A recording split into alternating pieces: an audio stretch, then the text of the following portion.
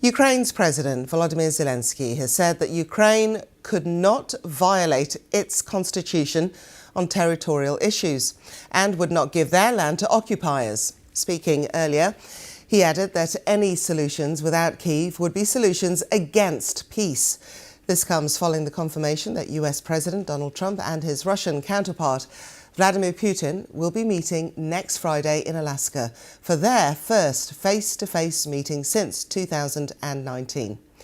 Speaking at the White House early on Friday, President Trump signalled that Russia and Ukraine were inching closer to signing a ceasefire deal. Well, Moscow has confirmed the meeting and said that they'd invited Donald Trump to visit Russia following the Alaska summit. President Putin has repeatedly said any discussions to end the war would have to include guarantees that the 4 parts of Ukraine occupied during the conflict would remain in Russian control. Aronade Mukherjee has more. It's official. President Donald Trump and President Vladimir Putin will be meeting next week, their first in-person meeting since 2019. Confirming on social media, President Trump said the highly anticipated talks would take place on Friday, the 15th of August in Alaska. Interestingly, a meet on US territory, positioning Mr. Trump as the host, holding talks on land that the US purchased from Russia more than a century and a half ago. The announcement came after a meeting between Donald Trump's envoy Steve Witkoff and Vladimir Putin earlier this week, a conversation they described to be constructive. On Friday evening, President Trump indicated that talks will possibly include discussions over territory. So we're looking at that, but we're actually looking to get some back and some swapping. It's complicated. It's actually nothing easy. It's very complicated, but we're going to get some back. We're going to get some switched. There'll be some swapping of territories to the betterment of both. Kyiv would be watching anxiously. Ukraine's President Volodymyr Zelensky has repeatedly made it clear that his country must be involved in any talks between Russia and the US. There are concerns that without his voice, Mr. Trump and Mr. Putin could agree to concessions that Kyiv may not want. We are keeping up our talks with partners to find a common position for a solid peace for Ukraine, a real peace. And if everyone can see the opportunities and threats the same way, then we'll be able to get to a lasting peace.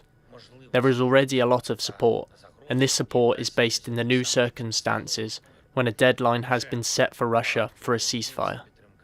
The Kremlin has confirmed the talks, calling Russia and the US close neighbors bordering each other. Donald Trump has prided himself in getting peace deals done around the world and has been impatient to see a ceasefire between Russia and Ukraine.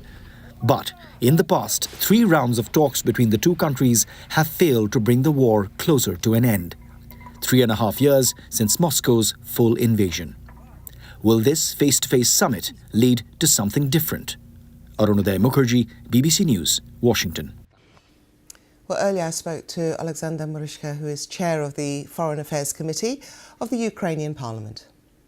It vividly brings back memories about Munich 1938, because we have very similar situation. First of all, the fate of the country, which is a victim of aggression, is being decided by 2 great powers without participation of this country.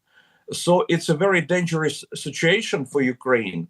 And Ukraine should also participate, the president of Ukraine should also participate in these negotiations. And the second big issue, which is reminiscent of Munich 1938, is related to the fact that the aggressor can be rewarded, not punished, for the crime of aggression and for occupation of the territories. It's extremely dangerous situation, not only for Ukraine, but also for international law and for the whole world.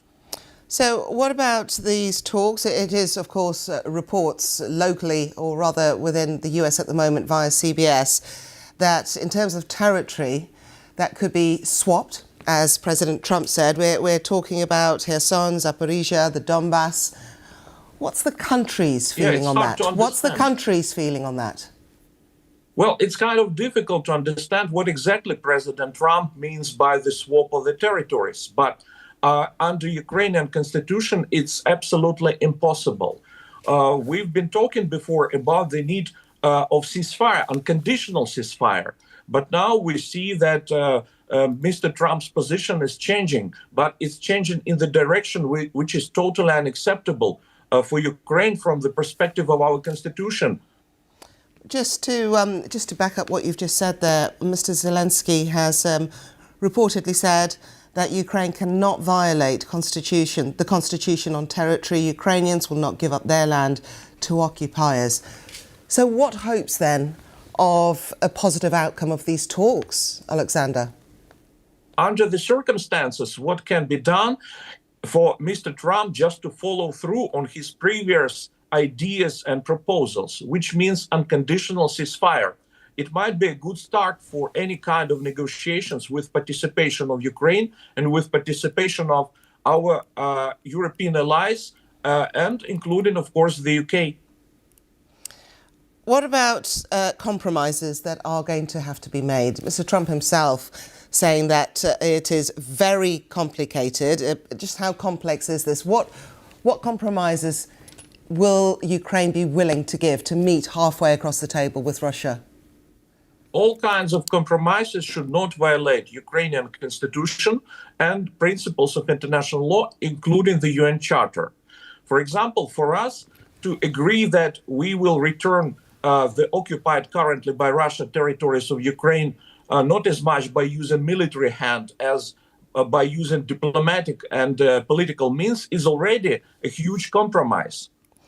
So, Mr. Zelensky has been speaking weeks, days of frantic talks with European leaders. There are reports that the US are hoping to bring European leaders on board to back this plan. What sort of conversations can you share with us in terms of what those European leaders are thinking or feeling in terms of those talks coming up next week? I don't know much about these conversations or phone talks which have been held recently because they're confidential. But from what I know, our European leaders are very concerned because they don't understand what's going on. They understand that Putin might be again playing President Trump, and Putin is demanding concessions which are aimed not as much to stop the war, to stop the fighting, but to dodge the sanctions from the United States. Do you think that the US is being fair to Ukraine at the moment? Well, we see that President Trump, in his own peculiar way, is trying to help Ukraine. But at the same time, we believe that he can and he should do more, and he should do it in such a way which will not violate our security, international law, and our constitution. And that was Alexander Mereshka there speaking to me earlier.